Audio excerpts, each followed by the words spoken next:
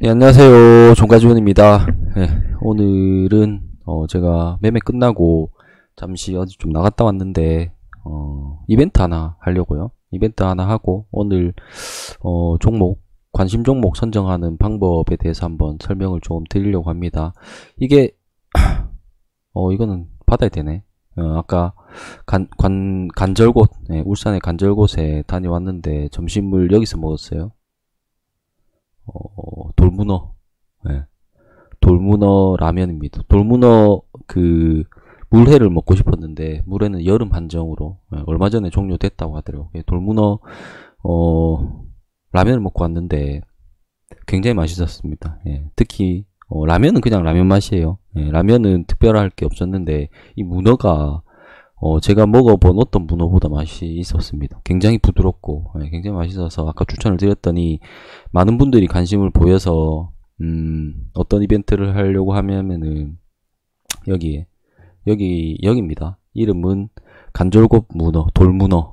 이거 검색하시면 아마 나올 텐데 뭐 저랑 관련 없습니다. 홍보하는 거 아니고 재미로 여기 보시면은 계단을 쭉 올라갈 때 모든 창에 이렇게 막 그 낙서가 가능하게 되어 있었어요. 그래서 계단을 쭉 올라가면은 계단 마지막에 바로 앞에 보이는 창문에 종까지존 구독과 좋아요 2020년 9월 23일 여기 적혀 있죠. 요 밑에다가 요 근처에다가 이제 댓글을 남겨주시고 문어 잘 드시고 나오시면은 나오신 거를 이제 그 댓글 다신 거를 공유를 해주시면은 이거 바로 옆에 제가 아까 오늘 갔던 코스가 요 앞에 바닷가에서 좀 바람 좀 세고 그 다음에 간절곶에 들어갔어요. 좀 간절곶까지 또 차로 타고 좀 더 들어가야 됩니다. 들어가니까 거기에 투썸 투썸이 크게 있더라고요. 간절곶 새로 생긴 게. 그래서 거기서 커피 한 잔 사서 먹고 바닷가 한번 구경하고 나왔습니다. 그래서 이후에 가실 곳에 간절곶 구경하실 테니까 투썸에서 드실 수 있는 쿠폰을 보내드리도록 하겠습니다. 댓글 다시고 동행방 분께서는 톡방에 남겨주시면 될 것 같고 동행방 아닌 분들은 뭐 꼭 굳이 내가 여기에 댓글 달았으니까 나도 달라 하시는 분은 메일로 보내주시면 되겠습니다.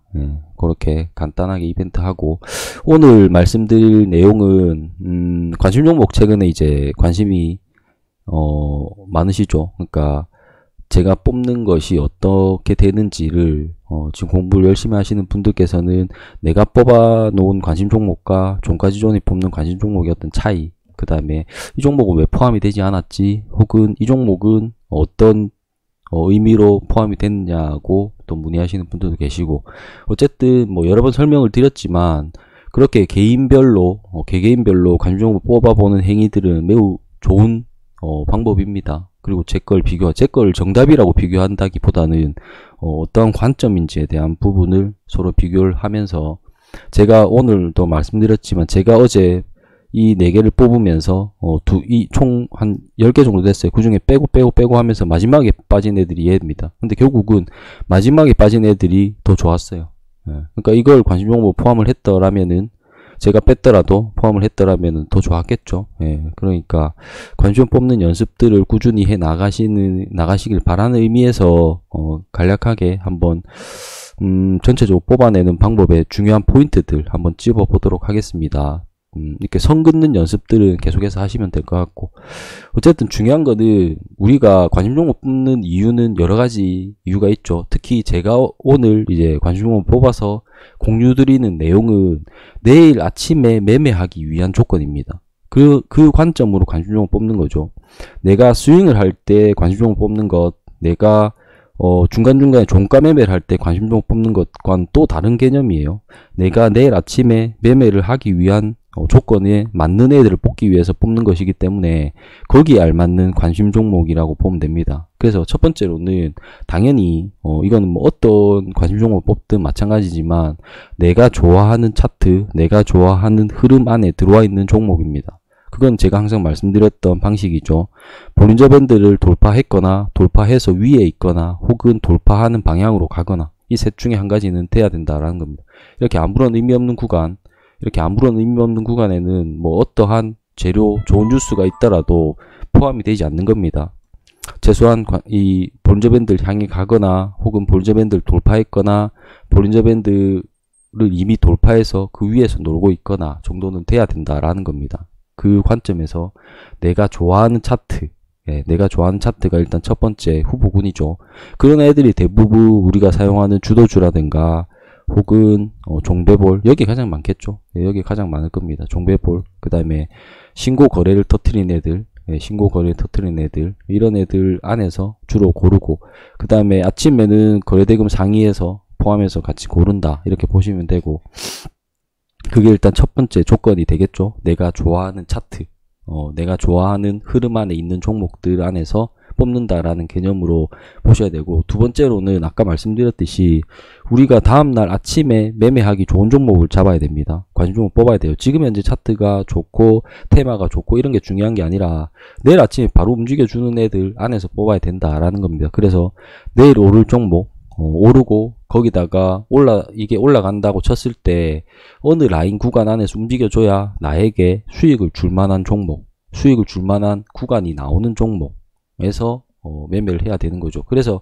시간외를 안 볼 수가 없어요. 시간외에서 어떠한 흐름을 나타냈고, 시간외에서 흐름이 좋았고, 시간에서 중요한 저항대를 돌파를 했고 하는 것들은 매우 중요한 포인트로 본다라는 거죠.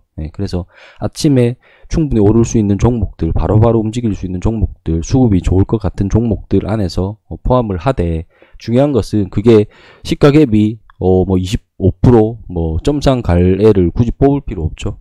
그 정도로 강한 흐름이 나왔고 그 정도로 강한 재료가 있다라면은 그거 내일 후보가 못 되는 겁니다. 얘가 특정 라인을 넘어서서 출발하면은 윗 구간으로 상당히 열려있기 때문에 진입이 가능한 거죠.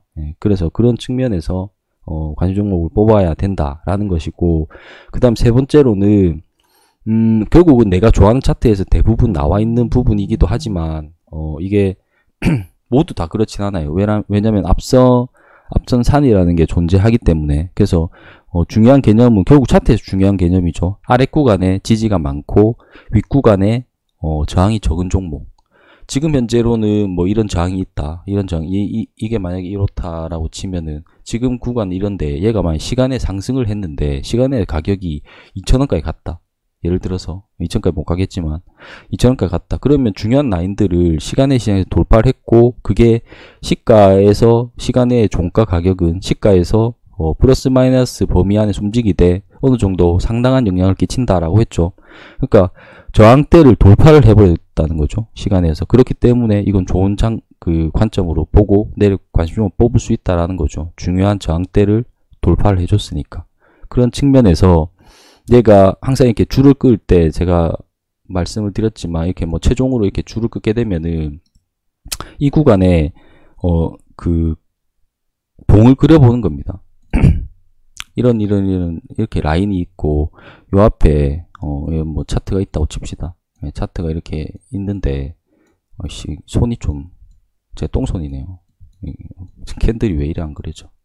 이런 게 있는데 오늘 이런 라인을 그었다고요. 내일 갭 상승이 나올 경우에 어떤 흐름이 나오겠다라고 해서 오늘 이런 선을 그었는데 내일 요 선을 돌파를 해주는 봉이 나온다라면은 어떤 그림이 나오는지를 한번 보자라는 거죠. 그런 측면에서 라인도 그으셔야 되고, 중요한 저항대에서 가장 중요하다 생각하는 2개나 3개 정도의 라인을 잡으셔야 된다라는 겁니다.